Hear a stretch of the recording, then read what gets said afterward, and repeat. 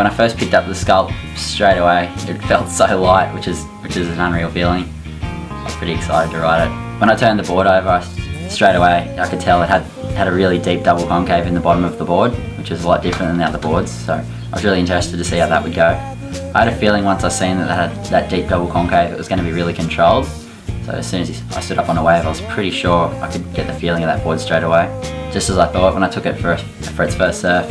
Off the mark it was fast, it was really loose, it was really snappy off the top, and then held rail really nicely. It was really nice to do nice open face carves on.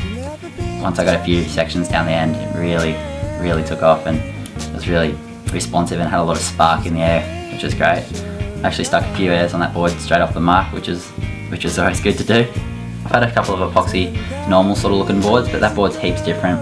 It just has that carbon fibre all around the rails, and it feels like it has that nice hollow inside, stringless through the middle. And it seemed to have these stringers built up on the deck that would have made the board a bit stronger. Yeah, the Sculpt, it'd be such a great board for at home, you know. Once the wind sort of starts turning around and coming light on shore, or even no wind, it just feels like such a good board for, you know, doing nice turns off the crumbly lip and just flying down the line. So in the Sculpt I rode the Mojos by Shaper's fins.